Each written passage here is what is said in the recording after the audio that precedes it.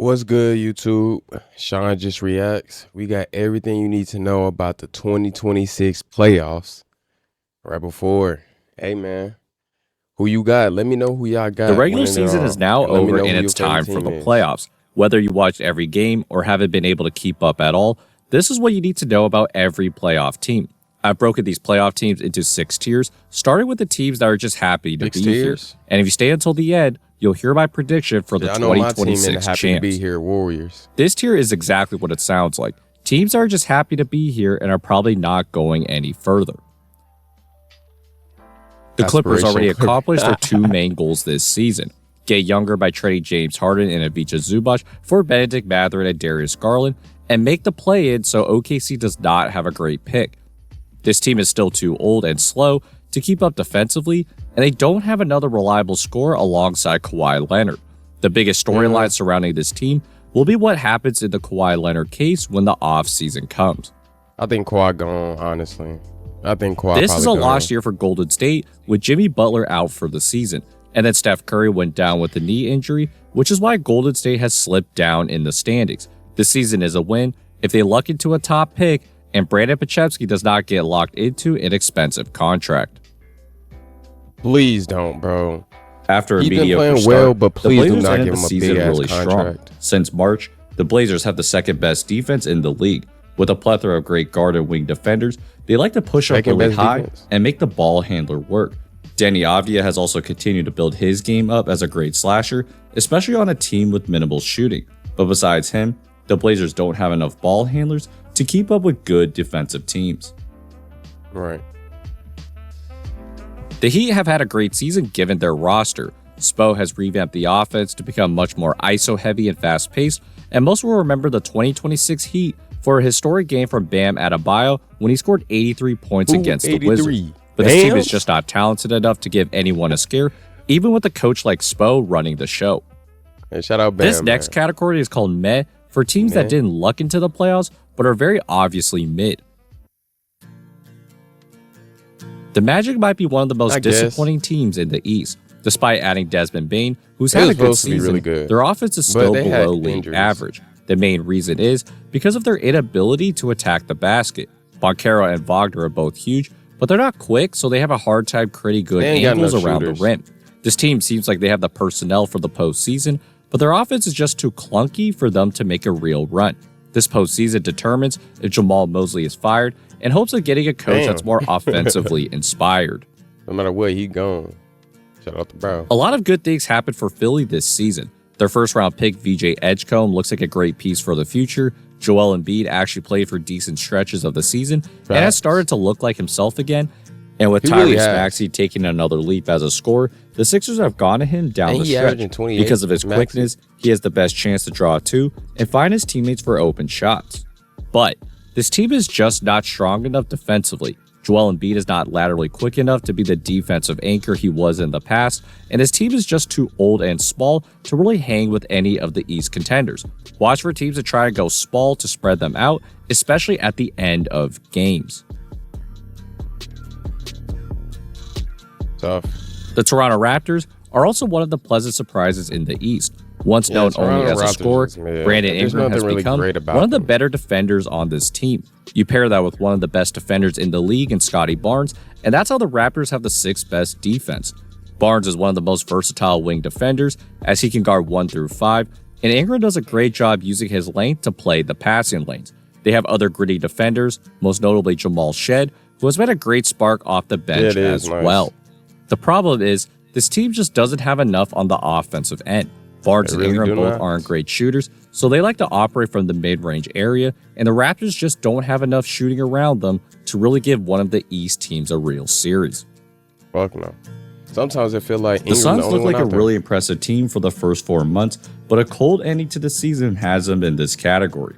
After shipping off Kevin Durant, they've built their team by becoming the Walmart version of the Detroit Pistons. They grab the 4th most offensive rebounds because they have at least 2 people crashing the glass at all times, and they also force the 3rd most turnovers this season, right behind Detroit and OKC. And just like those 2 teams, the Suns go 10 deep as well, which is how they bring that energy every night. Where they have struggled, though, is on the offensive end. This is a team that plays a lot of pick and roll, but they don't have the elite playmaking to be playing this style. This is already a successful season, and look for them to find more offensive juice in the offseason. These next teams aren't title contenders, but they have enough to at least make the first round opponent uncomfortable and can even win a series. Sleepers? Fuck no. Here's a crazy stat about the Charlotte Hornets. When their normal starting five all play, they are 27-7 as of the end of March, and it's for good reason. This team goes as far as LaMelo Ball goes. Because he's the only passer on this team, they love to initiate guard-to-guard screens because a screener can then choose what to do. Here the Hawks are in a 3-2 zone, so Knipple and the Kalkbrenner are both up, trying to set screens for LaMelo. Now Knipple has the choice to set the screen, but he sees all this space on the wing, so he just slips that screen to move out there. No Hawk player can pick him up in time, and that's just too easy. This has been Charlotte's go-to action, and a main reason they have a top 5 offense to start 2026. Moussa Diabate is also their one-man defense. The Hornets' perimeter defenders aren't great, but what they'll do is funnel the ball handler into Diabate, who then can clean up the rest. He's also been great at guarding multiple things at a time, and it's because he can read the player's instincts and then make the right play accordingly. Their biggest weakness, though, is their lack of size. Diabate and Kalkbrenner are both very lanky, so they will have trouble dealing with bruiser type of bigs. Also, with so many defensive responsibilities shouldered to them, look for opposing teams to bring them out and then find guys in the paint. Assuming they get out of the play-in, this team's offense is very potent, but how their bigs hold up will determine how far they can go. They need some more defense. The Atlanta Hawks enter the playoffs as one of the hottest teams in basketball, making Jalen Johnson their primary playmaker and getting Nickeil Alexander-Walker from free agency has paid off. But the biggest key to their success is actually Dyson Daniels. What makes Daniels interesting is that he shoots less than 20% from the three-point line, but he's impacted the offense in so many other ways. First, he's been great at attacking the basket, either from a dribble handoff when the defense takes away the first option, or when he has the ball and the defense is completely sagging off of him. He also ignites the Hawks in transition, pushing the tempo, and either finding his teammates for good shots or taking it himself to the basket. Because Daniels has been much more forceful with the basketball, everyone on the Hawks is now a scoring threat. Besides Daniels, this team has 4 or 5 guys that can all attack the basket, and the reason they have so much space is because they have 2 stretch bigs. Onyeka Okongwu shoots 38% from the three-point line, and when he goes to the bench, the Hawks could slot Jock Landale into that same exact spot. This gives the Hawks so much space to ISO, and then they can play off of that. Defensively speaking, this team is very active and has a lot of great perimeter defenders. Dyson Daniels is the most obvious, but with Kuminga, Alexander Walker, and Okongwu there as well, the Hawks do a great job keeping everything in front and making teams beat them with tough shooting. That's why this team is going to be a handful in the first round series, and if they continue to advance. This next category are teams that have a lot of talent, but have been disappointing and are likely heading home earlier than expected. The Houston Rockets come into the playoffs as one of the hottest teams in basketball, but there's still a lot to be concerned about. Let's start with their shooting. Amen Thompson is only shooting 23% from the three-point line, so a lot of big men will be guarding him, but they're actually helping out in other areas. You couple that with Tari Eason, who was in one of the biggest shooting slumps in March, and another non-shooter in Alperen Sengun, there's reasons to be concerned. The biggest factor is their poor spacing. On too many possessions, especially down the stretch, Ime Udoka has not figured out how to position and move their players in a way to keep the defense on their toes. Because everyone is usually standing around, defenses can load up on the ball handler, and they haven't figured out many counters to that. The most obvious time was when the Lakers spent a whole half doubling Kevin Durant. Durant had a hard time navigating those double teams, and the Rockets players couldn't position themselves in spots to take advantage of it. The key to Houston making a deeper run is Alperen Sengun. Their offense is at their best when they have Sengun at the top of the key, and he's able to find his own shot in that one-on-one matchup. When teams feel that Sengun is getting into an offensive rhythm, that's when they start doubling, and that opens everything up, especially for his teammates that can't shoot. Look for Sengun to be aggressive early and often to help open up the entire offense. With that said, though, the Rockets' inability to space is the biggest concern, which will make their run through the Western Conference that much tougher. Coming into the season, the Cavaliers were one of the favorites to come out of the East. After a disappointing start to the season, they made some bold moves, trading Darius Garland for James Harden and acquiring key role players like Keon Ellis and Dennis Schroeder. Their saving grace is that they have the best two guards in the East. Harden has been an impressive addition, especially when he's paired with Jared Allen. Allen's very good at just finding soft spots on Harden drives, and Harden does a great job finding him in those pockets. When they first played together, Jared Allen had his best month ever in February, and this addition has relieved Donovan Mitchell's offensive workload significantly. The reason this team is a pretender, though, is because they are very small, and in the playoffs where mismatch hunting will be even more apparent, there are too many players that opposing teams can attack. Even if the Cavs bring sufficient help to the ball, a simple kickout pass or two will be good enough to then get a good shot. So even though they got rid of Darius Garland, their defense after the trade deadline is still below league average. This team can then be very prone to big runs. If their shots don't go down, they're not strong enough defensively to keep them in the game. The Thunder went on a 28-5 run to start the game against them without SGA or J-Dub.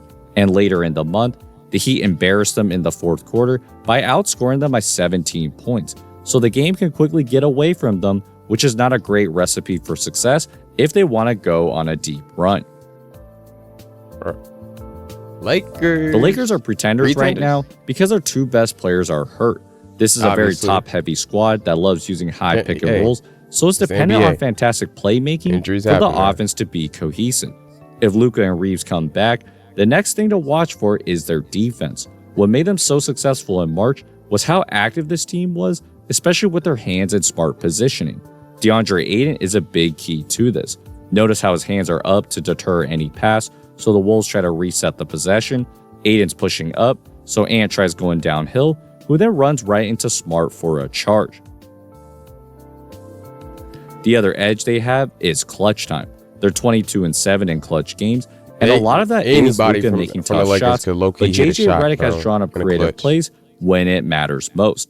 Needing a 3 to tie and only 1 second to go, JJ Redick called an elevator play to the opposite corner that got a really clean look for Austin Reeves, but he just couldn't knock it down. Look for him to draw up some really creative sets in the playoffs when the Lakers need a basket. But again, none of this matters if Luka and Reeves can't come back in time. Otherwise, they would be in this next category. Lakers put all their trust in Bron. It's called dangerous but flawed. These are teams that can make a deep playoff run, but they have a glaring flaw. You can't say he didn't try. The Detroit Pistons are the biggest sleepers coming into the playoffs, despite the fact that they are the number 1 seed.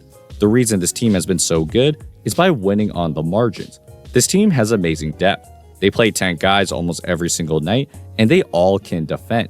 So they took a page out of OKC's playbook, essentially trying to be as physical as possible at the point of attack. If one guy is in foul trouble, they can bring in someone off the bench to then do the same thing. As a result, this team forces the most turnovers in the league and is the reason why they continue to win despite Cade Cunningham being out. The other way this team wins is on the offensive glass. This team is third in offensive rebounds this season because of Jalen Duren. Duren is such a force around the rim because of his big build and motor. He's great at getting rebounds in traffic, and his threat as a rebounder only puts more pressure on the defense. Here, Tobias Harris is posting up to Monty Kamara, and Donovan Clingan is trying to help. As Harris starts to shoot, Clingan seems to be in good position, but Duren uses his left arm to tip the ball to himself, and that allows him to score at the rim. The main concern is their lack of shooting. Besides Duncan Robinson, they have very streaky shooters in Kevin Huerter and Tobias Harris. So just like against Houston, big men will be on their non-shooters and then just camp out in the paint. This was most evident against San Antonio, with Wemby just roaming off and getting in Cade's way enough to make it tough on him. Based on how they shoot or how they space the floor will determine if this team can make the finals. Facts. They gotta be efficient. The Knicks came into the season hiring Mike Brown in place of Tom Thibodeau in hopes of playing with more motion and pace. They have done that by making Karl Anthony Towns a passing hub, allowing him to either run dribble handoffs or let him find cutters at the basket. I think it really all depends on Cat. If Cat can't give you 20, 23, and 12 a night, you're not going nowhere, Knicks. And I said this once y'all got him from the Timberwolves. I don't know why y'all did, because I never. But look, y'all did, and I was like, all right, if y'all trust he can show up in the playoffs. Creates tons of misdirection. Brunson setting a screen for McBride to take the triple handoff from Cat, but McBride gets more creative by squeezing through the screen to cut towards the basket, and that's when the Knicks are at their best. With more motion, the Knicks have the third best offense in the NBA. But where things get more interesting is when Brunson can't make plays with the ball. When he's off the ball, teams will deny him, which forces other guys to find their shots. And when Brunson has the ball, some teams have had tons of success doubling him, so he can't beat them with his shooting. This has taken Brunson out of games at times, and is something that smart teams will try in the playoffs. The other main factor is how Brunson and Cat will hold up on defense. Last year, the Pacers picked apart the Knicks' defense because they would put one or both of them in the action almost every single possession. So the Knicks will need to find ways to hide both of them defensively to make the finals for the first time in a really long time. The Minnesota Timberwolves are the team that can beat or lose to anyone. The reason this team is dangerous is because they can play at any pace. When they added Ayo Dosunmu at the trade deadline, their pace jumped from 23rd to 9th for the rest of the season. He's played particularly well with Bones Highland off the bench because they both like to run in transition. And because they can find their own shots, the Wolves suddenly have one of the deepest benches as well. The other factor is the breakout of Jaden McDaniels. His stats on paper don't look like it, but he has expanded his isolation game. When Ant has to get the ball out of his hands, McDaniels is his go-to guy, and it's his improved footwork and balance that has then increased his scoring opportunities around the mid-range and paint. He's also shooting a career-high 42% from the three-point line and has punished teams for leaving him alone. On the other hand, the Wolves are inconsistent because of their passing. No one on this team averages more than 5 assists a game, and it shows when they're forced to pass. On this one, Julius Randle's trying to post Derrick Jones Jr. Nobody averages and more Kawhi than Leonard 5. comes over to double, but Randle's way too nonchalant with the pass, and it gets deflected. This is particularly concerning, especially when teams are going to bring more on-ball pressure in the playoffs. When teams load up, can they space the floor properly and make the right reads to move the defense on a consistent basis? This will probably determine if they can finally break through and make the NBA none of them finals. can't pass? They dead ass can't pass? Oh yeah, it's over. We always said Ant need a point guard, but I didn't know it was this bad, my nigga. I'm looking, he could just be nitpicking these highlights, but still, my nigga, god damn. Oh, y'all trying to act nonchalant and just throw it any type of way, nigga. Throw the pass right. The Denver Nuggets had struggled for good stretches of 2026, but a hot end to the season has them as one of the biggest contenders. The biggest differences this season is their surprising surplus of options on offense. Aaron Gordon has taken another leap as a ball handler, as the Nuggets are starting to run more offense through him. Maybe more importantly, though, after a very slow start to the season, Cam Johnson has finally looked like himself, as he's shooting 45% from 3 since March, and he's punishing all the Jokic double teams with his shooting. This has given Denver more offensive options, which is why they still have the best offense in basketball. The concern, though, is on the defensive end, particularly with quickness. Most teams have succeeded against them by pushing tempo to find mismatches and using quick motion to create all sorts of confusion. On this one, the Jazz want to attack Nikola Jokic in the pick and roll. He then tells Aaron Gordon to take that screen instead, but by the time he does, Filipowski has already slipped the screen, so there's no resistance at the basket. Their perimeter defense as a whole has slipped a bit this season, and because their best defenders have been out for long stretches, this team doesn't have time to build that defensive continuity. What's going to make or break this team is David Adelman.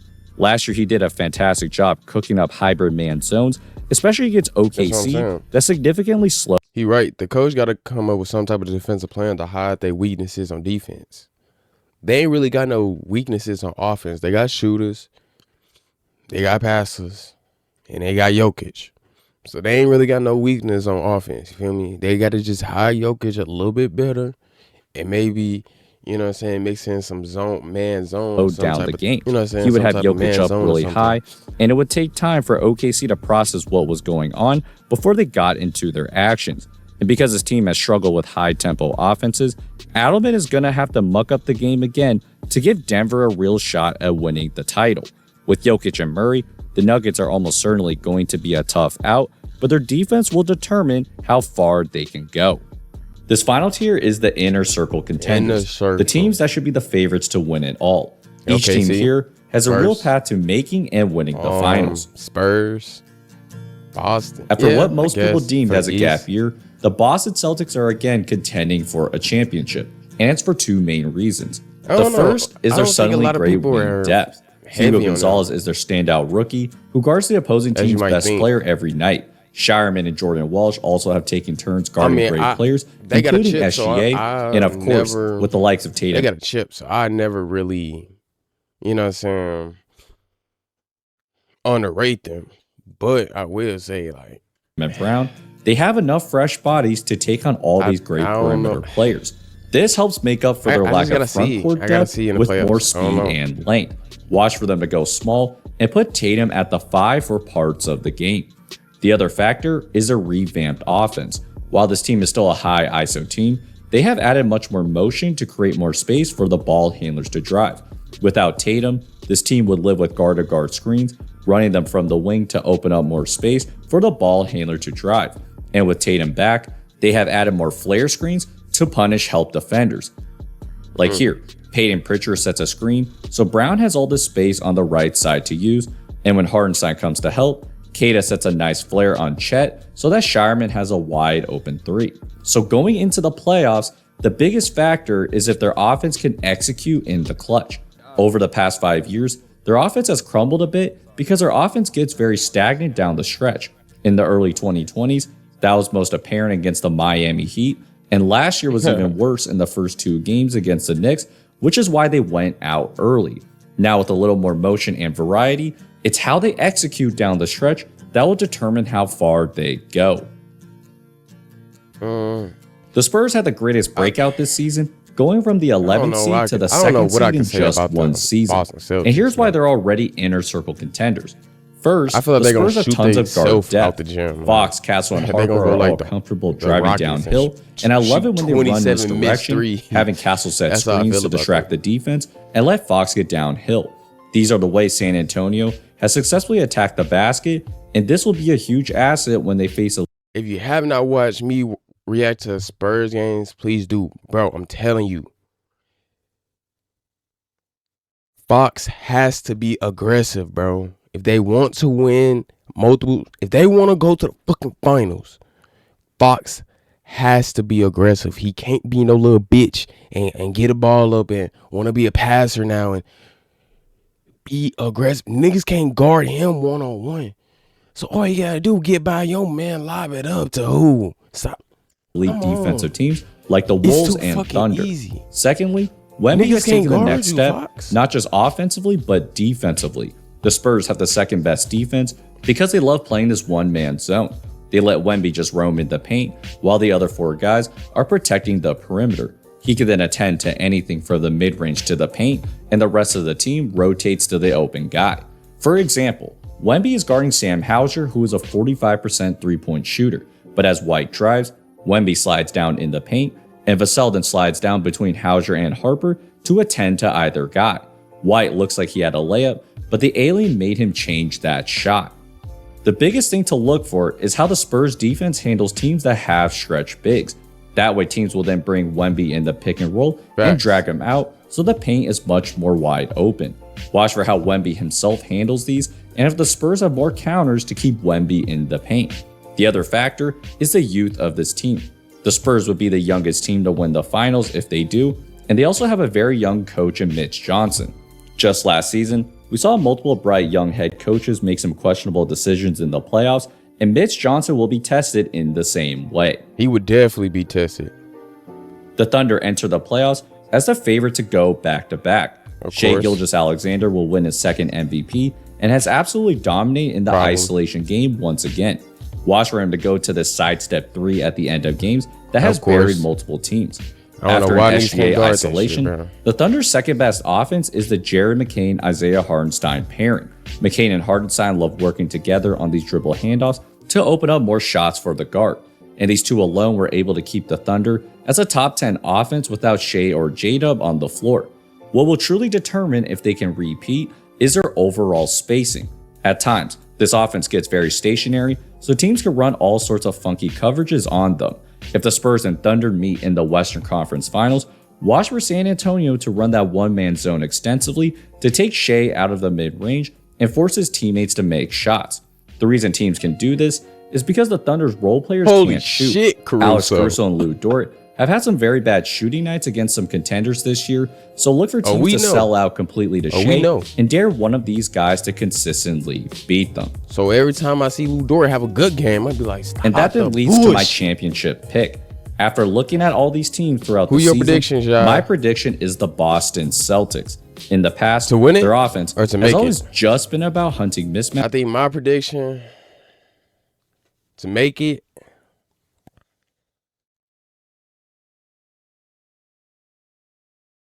Spurs and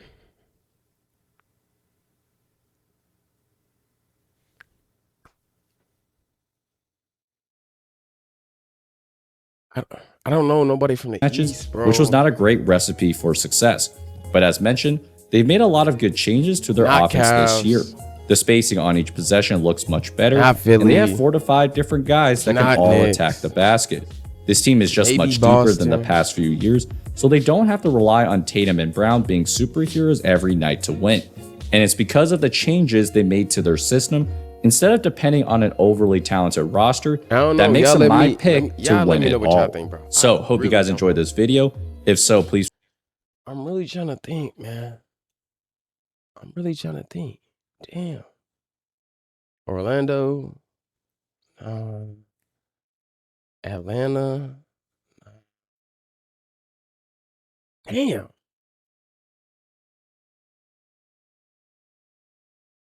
I don't really give a fuck, honestly. I really want Warriors to make it. But shit, we know that ain't gonna happen. So, shit. I got Wemby. Shit, that's gonna do it, y'all, though, man. Please like, comment, subscribe to the video, man. Turn on post notifications. And I'm gonna see y'all niggas, man.